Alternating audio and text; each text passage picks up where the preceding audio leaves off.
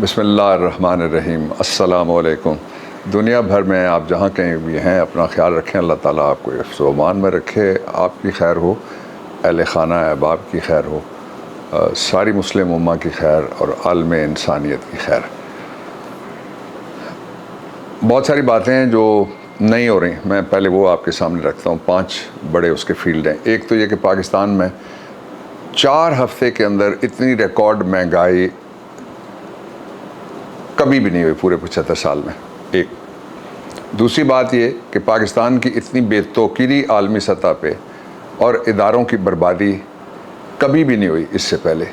2 تیسری بات یہ ہے کہ جو جگ ہنسائی اس وقت ہو رہی ہے پاکستان کی، خاص طور پہ اداروں کے اوپر، حکومت میں بیٹھے ہوئے لوگ اور ان کے ماؤتھ پیس جس طرح سے حملہ آور ہو رہے ہیں، خواہ وہ چڑیا والا ہو یا خواہ وہ ویڈیو فاؤنڈری والی خاتون ہو، وہ اس سے پہلے کبھی بھی نہیں ہوئی گورنمنٹ کے ہوتے ہوئے، اگرچہ ان کا ریکارڈ ہے پہلے بھی۔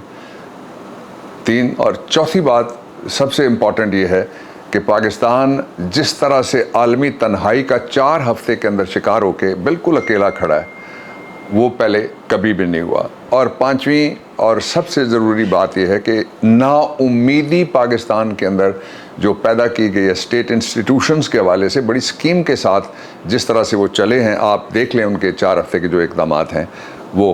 اور ایک اور بات میں آپ کے سامنے ضرور لانا چاہتا ہوں کہ ایک بہت زبردست قسم کا کام ہوا اس گورنمنٹ میں، وہ یہ ہے کہ کچھ لوگوں نے جو بیچارے شام کو کوئی 5-1 بجے میک اپ کرتے تھے اور 1 بجے اتارتے تھے، وہ کہتے تھے کہ آلو مہنگا ہو گیا، انڈا مہنگا ہو گیا، لیمن مہنگا ہو گیا، ادرک مہنگی ہو گئی، اور وہ کہتے تھے بڑے کا گوشت مہنگا ہو گیا، چھوٹے کا گوشت مہنگا ہو گیا، دھنیا مہنگا ہو گیا، پیاز۔ انہوں نے اتنی بڑی گردان رٹی ہوئی تھی جتنا پرائس انڈیکس پاکستان کے تیار کرنے والے اداروں کو بھی یاد نہیں۔ وہ سارے کے سارے یوں لگتا ہے کہ شہر خموشاں کے باسی ہو گئے، نہیں بولتے اب۔ اس وقت بولتے تھے جب عمران خان کا اقتدار تھا، 35 سال پہلے بھی نہیں بولے۔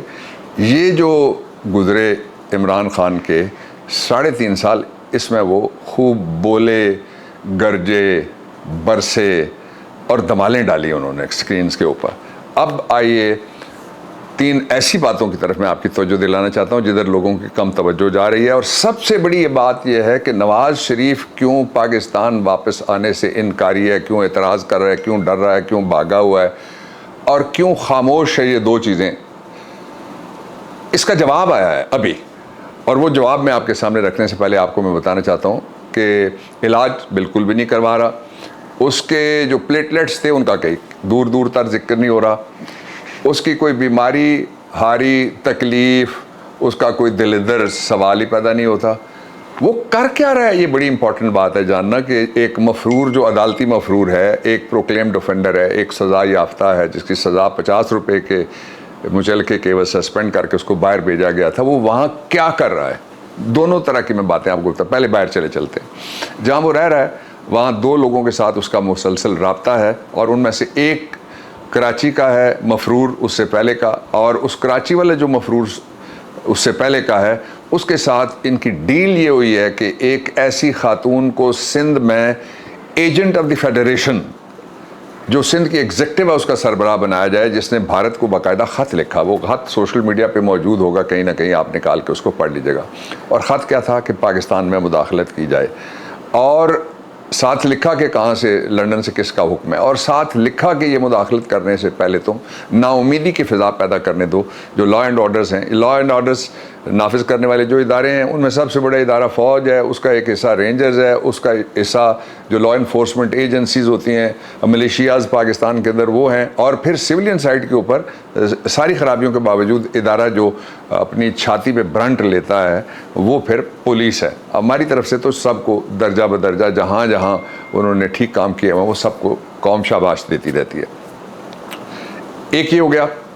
دوسرا اس کا کس کے ساتھ رابطہ ہے؟ وہ شخص جو مفرور ہے سپریم کورٹ آف پاکستان نے جس کو باہر جانے کی اجازت دی تھی اور وہ کبھی واپس نہیں آیا، اور جس کے دور میں پاکستان کے اندر سے ایک سائفر گیا تھا امریکہ، اور وہ سائفر اس کو باقاعدہ سازش کہا گیا اور مداخلت کی دعوت کہا گیا۔ یہ دونوں لفظ ذرا یاد رکھیے گا آپ، سازش بھی کہا گیا، مداخلت کی دعوت، وہ ابھی تک پڑھنے گا۔ اس کا نام تھا میمو گیٹ۔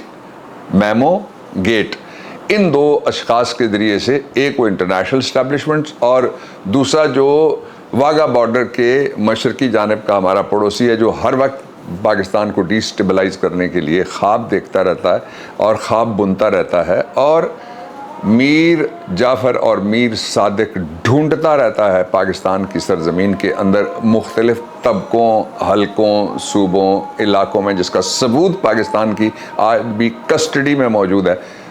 اللہ کرے کہ اس کا کوئی اس طرح کا سودا نہ ہو جس طرح کے سودے کرنے کے یہ امپورٹڈ شریف فیملی جس طرح سے وہ سودے کرنے کی عادی ہے۔ میں کلبھوشن کی بات کر رہا تھا۔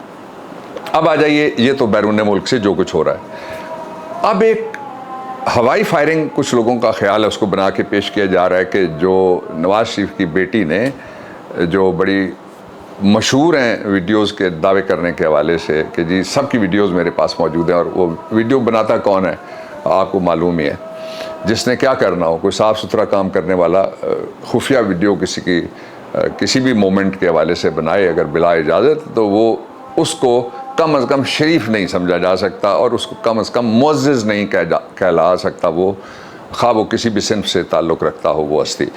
اب آپ آئیے، ہوا کیا ہے؟ ہوا یہ ہے کہ ایک جلسہ ارینج ہوا جس کو جلسی کہا جا سکتا ہے۔ اس جلسی کے اندر ایک تقریر کی نواز شریف کی بیٹی نے، اور تقریر میں اس نے جو اپوزیشن کے زمانے میں اور کیوں نکالا کہ مہم کے دوران جو باپ بیٹی کرتے رہتے تھے وہ دوبارہ شروع کیا۔ لوگ اس کو کہہ رہے ہیں ہوائی فائرنگ، اس کو جو امپورٹڈ چیری بلاسم ہے اس نے بھی ہوائی فائرنگ قرار دیا کہ جی جوش خطابت میں جوش خطابت میں کوئی کسی کماندار کا نام، کسی سینسٹیو پاکستان کے حوالے سے فرنٹ لائن ڈیفینڈر ادارے میں سے کسی کا نام پک کر کے وہ نہیں لے سکتا جلسے میں نیگیٹو ٹرمز میں، وہ نام لیا گیا۔ اس کو کہا جا رہا ہے ہوائی فائرنگ، لیکن اس کے لیے انگریزی میں جو دنیا ہے، اذان ہو رہی تھی اس لیے میں رک گیا۔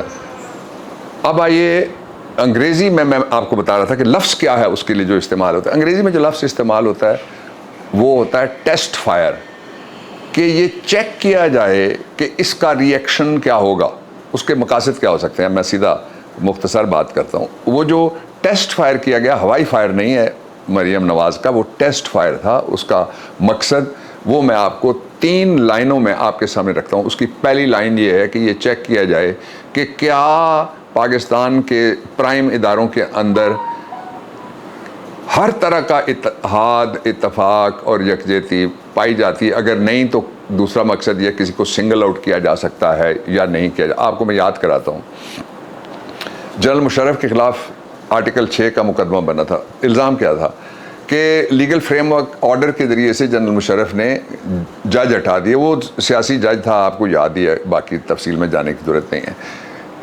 نہ اس نے نوٹیفیکیشن جاری کیا تھا، اس وقت کے وزیر قانون کا نوٹیفیکیشن تھا، وہ ملزم نہیں تھا۔ سولیسٹر جنرل کی رائے تھی، وہ ملزم نہیں تھا۔ اٹارنی جنرل نے اس کو فارورڈ کیا، وہ ملزم نہیں تھا۔ وزیر اعظم اور کابینہ نے اس کو منظور کیا، وہ بھی ملزم نہیں تھا۔ ایک شخص کو سنگل آؤٹ کر کے، ابھی بھی سنگل آؤٹ کر کے ٹیسٹ فائر کیا گیا ہے۔ ایک شخص کو سنگل آؤٹ کر کے اس کے خلاف ٹریزن کی کیس بنا، جس میں 3 ججز تھے جو سندھ سے تعلق رکھنے والے غالباً جسٹس نظر اکبر صاحب تھے۔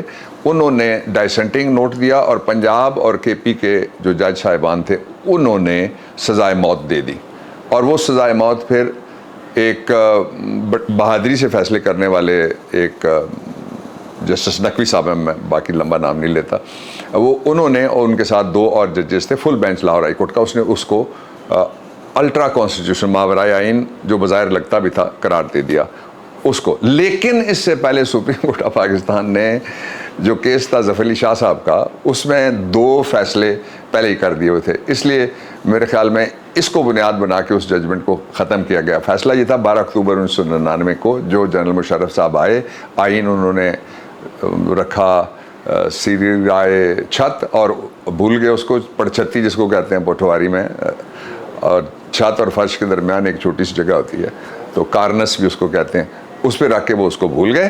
تو ان کے خلاف انہوں نے کہا کہ جی جنرل صاحب آپ نے جو کچھ آپ کا ایجنڈا ہے وہ ڈکلیئرڈ ایجنڈا اس پہ عمل کریں 3 سال اور ساتھ آئین بھی امینڈ کر لیں. تو اس کا مطلب یہ ہوا کہ اگر 12 اکتوبر 99 کا ایکٹ تھا تو اس کے سبسیکوینٹ کوئی ایکٹ وہ اگر جائز تھا تو یہ بھی جائز ہوگا, وہ اگر ناجائز قرار دیا جاتا تو پھر یہ بھی ناجائز قرار دیا جا سکتا تھا, جس کا میں نے ابھی آپ کے سامنے رکھا. تیسرا جو مقصد ہے وہ یہ نواز شریف واپس نہیں آ رہے, اس کے ساتھ یہ لنک ہوتی ہے ساری سٹوری. وہ یہ دیکھنا چاہتے ہیں کہ اگر وہ واپس آئیں تو جو انہوں نے وعدے اپنے اس وقت کے لوگ جب وہ ووٹ کو عزت دینے کے نعرے مارا کرتے تھے لوگوں سے کیے ہوئے ہیں کہ وہ آ کے بدلے لیں گے, ایک ایک کا نام انہوں نے لیا ہوا ہے, چن چن کے انہوں نے لوگ نشانے پہ رکھے ہوئے ہیں, اپنے خیالات کا انہوں نے اظہار ایک دفعہ نہیں کیا, بارہا مسلسل تسلسل کے ساتھ, اور وہ کرتے رہے کنٹینیوسلی اور سانس روکے بغیر. وہ بالکل سارا کچھ انہوں نے کہا ہوا ہے, وہ سارا آپ کے پاس ہے, نکال کے دیکھ لیجیے گا. یہ تھا وہ مقصد اور یہ تھا وہ مطلب جس کے لیے یہ سارا ٹیسٹ فائر کیا گیا. میں آخری 2 باتیں آپ کے سامنے اور رکھتا ہوں. ایک شعر مجھے یاد آیا کہ دل میں ایک لہر سی اٹھی ہے ابھی, کوئی تازہ ہوا چلی ہے ابھی, جو تبدیلی کی ہوا چل رہی ہے اس میں ایک اضافہ ہو گیا. پاکستان کے بڑے نامور لوگ ہیں, مشائخ بھی ان میں شامل ہیں, ریلیجس اسکالرز بھی شامل ہیں, علماء بھی شامل ہیں, نامور ہستیاں ہیں, انہوں نے عمران خان کے موقف کی حمایت کا اعلان کر دیا. تو کیسے روکا جا سکتا ہے اس انقلاب کو جو پہلے لوگوں کے خیالوں میں بستا تھا اب لوگوں کے دلوں میں بستا ہے, زبان سے اس کا اظہار کیا جا رہا ہے اور ساری جگہ پہ کیا جا رہا ہے. ایک ہی راستہ ہے پاکستان کو اس ملک کے سب سے بڑے بحران سے نکالنے کا. اور دیکھیں جس ٹائپ کے لوگ مجرم ضمانت کے اوپر بیٹھے ہوئے ہیں وہ بول بول کے کیا کہہ رہے ہیں.